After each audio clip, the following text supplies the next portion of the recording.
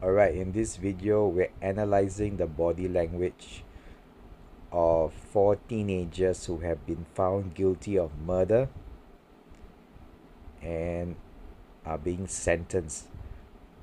So, in terms of body language of people being remorseful, there are certain things that we can look out for in terms of their overall body language. Remember, this includes the speech as well, so the tone, the volume, the pitch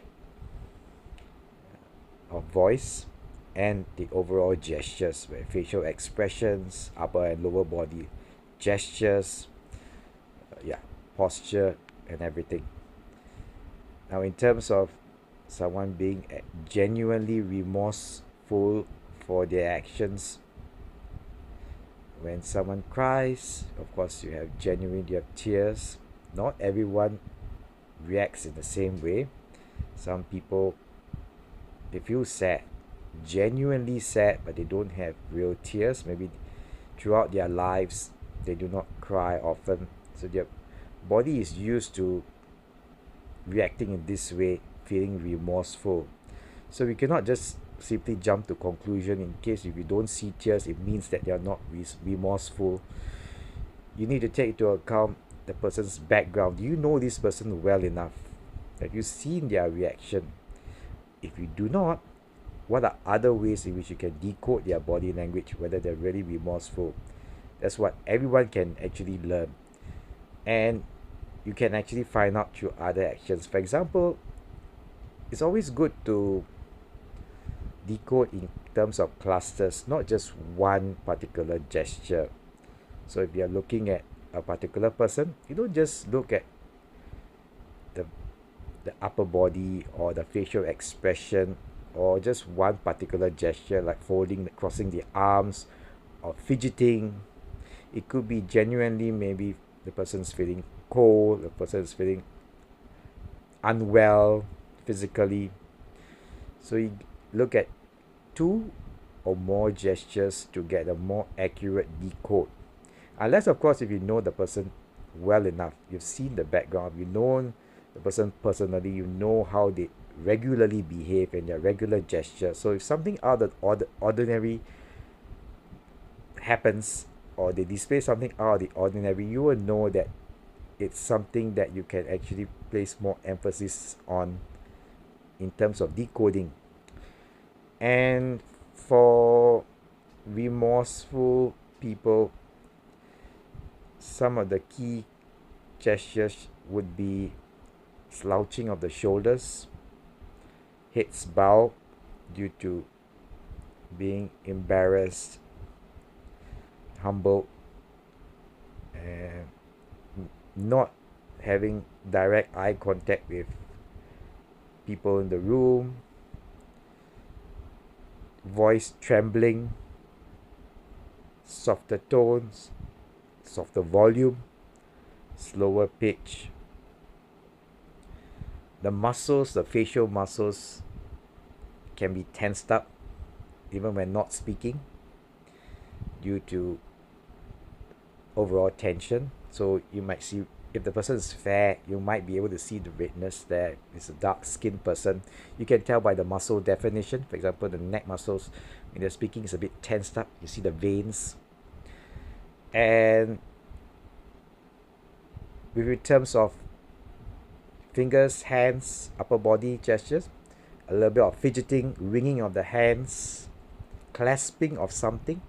Maybe the person is holding on to a particular piece of paper, a pen, holds it, grip it even tighter. It's that feeling of sadness.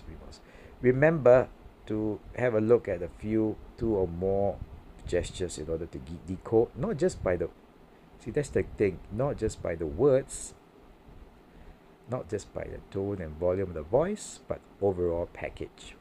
So you pick out a few. Maybe you have eye contact. How do their lips look? Remorseful, you have natural frown, not just, you can see the sides just slightly dip. If you look very closely, you can spot it, right? And the thing about body language is it applies to all races, religion, background. So these characteristics in terms of expressing sadness, happiness, fear, guilt, embarrassment applies to every nationality in any country. That's the beauty of it. You can go to Asia, you can go to Africa, even people who have not seen TV at all. When they express happiness, sadness, surprise, they have the exact same gesture. That's the beauty of it, that you know how a person's feeling through the gesture. Okay, so let's just take a look at this first case. Mackenzie Shirilla. She's a 17-year-old who was found guilty. Okay, Mackenzie Shirilla is found guilty of crashing a car. Mackenzie decided death was the ultimate goal that day. This was not reckless driving. This was murder. Shirilla's boyfriend. Okay, Shirilla. Now, right from the beginning, you can notice that she immediately redness around the cheek area from crying. So there's genuine sadness. Whether it's sadness or feeling remorseful about that incident, or sadness that she's been found out, or that she regretted it, or whatever she has done, but it is genuine sadness. You can see it in her eyes. Now if you look at this, might not be an accurate photo. Let's have a look at the actual case, the actual court. She crashed into the side of a commercial building outside of Cleveland, going 100 miles per hour. Both men were pronounced dead at the scene, and Shirilla survived. Prosecutors argue that the teen had a toxic relationship, and Shirilla had made okay, right here. Now look at that. You see the facial expression, tears, so genuine sadness. I don't know whether you can spot it, but the sides of the eyes are a bit tensed up. Yeah, it's similar to what you get in a Duchenne or a spontaneous smile. When you smile, sometimes you smile with the eyes, but in this case, the tenseness there, the crow's feet, comes with the extreme sadness when you're sobbing. Yeah, doesn't matter the shape of the eyelids, but sides, you see. You have to have a look closely. Her boyfriend. Yes. Correct. Reportedly, she crashed her car on purpose because she. Yeah, you notice she actually looked down when the victim's mom was speaking to her. So sense of guilt, shame. Boyfriend, and that his friend was just collateral damage. The prosecutor said the intent was obvious upon seeing that video, that there was only one goal. You see her driving very calmly and making the right turn, and then all evidence indicates she immediately put the pedal to the metal and drove straight into a building at 100 miles per hour. I think those really demonstrated to us that this was no accident. And a few days before the crash, she allegedly took the same route to plot the crime. This is where the judge now finds her guilty. Count one. Finds the defendant, Mackenzie Shirilla, guilty of murder to win Dominic Rousseau. She now stands up to be placed in handcuffs as she continues to tear up. Count two. Finds the defendant, Mackenzie Shirilla, guilty of murder. Yeah, you can see the sadness there. In terms of remorse, we can just decode once she reads out what she wants to say to the victim's parents, loved ones. Let's have a look. But in terms of sadness, is genuine, of course, genuine sadness. You can see in the facial expression, the tenseness in the redness in the cheeks and the eyes.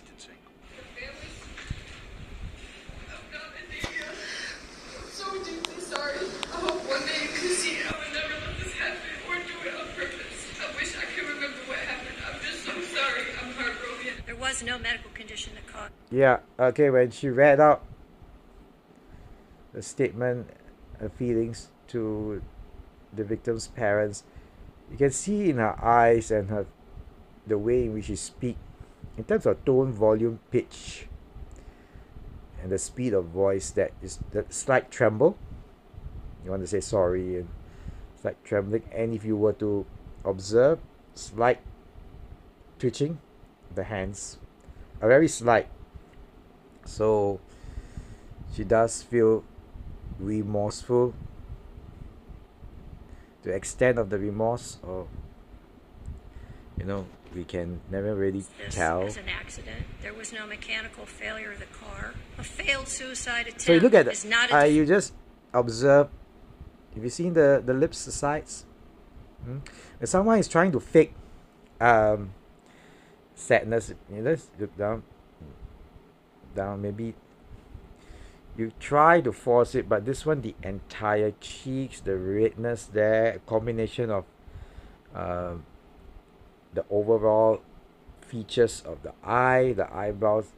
There's a little bit of furrowing, right? Tenseness there. And it's just a very subtle. So you don't, if someone is trying to fake it, it might be there all the time. You can tell, crying all the time. It might not be genuine, but when there's subtle, after recollecting the incident, and then you see sudden twitches, sudden movement, sudden jerky movement with the hands, the feet, so you can tell that it's more genuine. There's a very good So she likelihood, probably Mackenzie, is that you feeling will spend the rest of your life remorseful. in prison. She's sentenced on count 1, 15 years to life. Count 2, 15 years to life, to be served concurrent to each other. The judge just sentenced her to 15 years to life in prison.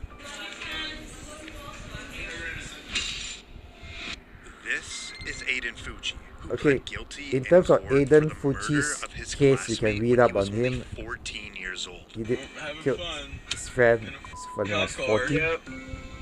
Fucci was classmates with a 13-year-old girl from Patriot Oaks Academy in St. Johns County, Florida. Fucci stabbed her 114 times. Her dead body was later recovered from the woods. After Fucci was arrested, he can be seen in the back of the cop car taking Snapchats. Now this video shows Fucci and his parents in the interrogation room. The Snapchat you did, those numbers. And we're not gonna analyze the body language during the interrogation session. We'll leave that for another time. What we want to concentrate on is the feeling of remorse and sadness, genuine sadness. Let's Then have a about look. 90 minutes later, the video shows forward. Fucci. Wounds to the head and neck, 29 to the back and shoulder, and 6 fatal wounds. After Fucci pled guilty to first-degree murder, the judge now hands down his sentence. Having entered a plea of guilty to the crime of first-degree murder, I sentence you to life in prison. Because of your age, you are eligible for review of the sentence in 25 years. After Fucci was sentenced, he stood. So there's not much of a reaction from him. Classic poker face. The eyes, just a standard glare forward. Almost no movement in terms of the facial region. No tenseness of the muscles. Just straight up looking there, looking straight ahead. And after the guilty verdict and the sentence has been read out, just turn slightly to one side to face his lawyer. Still with a little movement. So very little remorse there. This is Willard Miller and Jeremy Goodale. Willard Miller and At just Jeremy. 16 years old, they are both charged for the murder of their high school Spanish teacher. Reportedly, it was over a bad grade. We then moved her off of the trail, where I then struck her, and she died as a result. Miller and Goodale went to Fairfield High School in southeastern Iowa. Nohema Graber was the Spanish. Okay, in terms of Miller and Goodale, we'll have a look at the forward it to the part where they're being.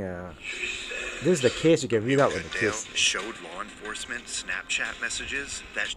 I understood that he had the intent to kill Mrs. Graber. What is your You can plea tell from the to tension murder and the from Goodale's facial expression. There's a tenseness in his eyes, feeling a bit stressed up. Not really remorse, but just tensed up and stressed up over the entire event. first degree, guilty or not guilty? Guilty. This is the moment that Goodale gets to speak before his sentence. I've had time to think on what to say, and I'm sorry. Truly sorry. Every day I wish I could go back and stop myself. I can't comprehend losing a loved one. Okay, you can tell from his facial expression, speed, tone, volume of voice trembling, genuine remorse, eye. Look at his eyes. Right? Yeah, no tears, but yet you can see from the pupils that, yeah, slightly dilated, a bit more tensed up, lips tensed up. Reading, but at the same time you can hear the voice trembling, which means yes, more genuine. In terms of the lips trembled for a while, and head looking down and up because he's reading. Perhaps it'd be better if you just speak from the heart, but this is the way. And now the judge hands down his sentence. The defendants shall be sentenced to life with the possibility of parole after 25 years. Now for Miller. This is him apologizing before he receives his sentence. I'd like to take this opportunity to wholeheartedly accept responsibility for the role that I've played in the murder. In terms of Miller, when he apologized, of course you don't see the same expressions that we saw in Goodall. In his whole facial expressions, in terms of the tone, volume, pitch of voice, and the muscles and the eyes, we see just a straight up glare, not really any kind of prominent expression to show genuine remorse. Let's see if we can see any kind of okay, he says sorry to the family. When he says sorry to the family, glance there, eye to eye contact. So that's something good. You have the eye contact to show respect to the person that you're speaking to. But in terms of remorse, the lips like no very sadness. You can't read the sadness in him. Eyes, you can't see the sadness. Perhaps that's the way he's always been. We need to look at more videos of him, but in this instance, not much of remorse, a little bit more cold. So we need to know a little bit more about his character, but from what we see here, not really that remorseful. In fact, there's a little bit of a smirk as well. If you take a look, few seconds, smirk, split second. Not really, maybe a bit pissed off. I'm not sure for what reason. And now the judge has some final last words. The defendant, Willard Noble Chayton Miller, should be sentenced to life with the possibility of parole after 35 years. Miller seems to be completely unfazed. This is Rachel Schoaf and Sheila Eddy, who were both in court today for the murder of their friend when they were only 16. Okay, we'll just concentrate on Rachel Schoaf. Sheila Eddy's expression can't be read because it was just less than 10 seconds and the camera was really far away. So just focus on Rachel Schoaf's expression for years old. Their scheme was to hide knives on their bodies and to attack Skylar at an agreed upon moment. In Star City, West Virginia, Schoaf and Eddy were friends with 16-year-old Skylar Neese. Yeah, they, by the way, they murdered their friend Skylar Neese. You can read more about the case. Schoaf and Eddy decided they didn't like Neese anymore, so they planned to kill her. Sheila Eddy and Rachel Schoaf carried out that plan. Together they stabbed and killed Skylar. After Schoaf's confession, both teens were arrested. Schoaf agreed to plead guilty. You can see it in Rachel Schoaf's face. Genuine sadness. Remember, we are not talking about why they are sad. Okay, could be they're being caught, they regretted their decision, their actions.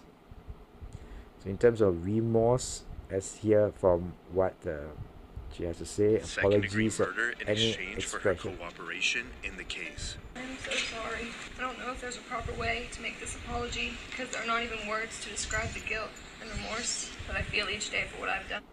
Okay, again, she's reading up from a script, and in terms of voice trembling, yeah, you can hear the voice trembling.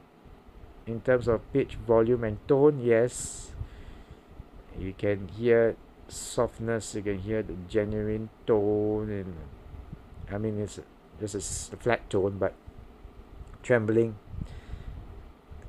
Eyes and facial muscle wise, you can see that there is tenseness there, a bit redness of. You look closely, you can see the redness around the just below the eye area, just above the cheekbone area. Again, we need to know their background. Maybe it could be just a general, that's the way that they really are, but just taking at face value from these few body language expressions, the eyes, the trembling of the voice.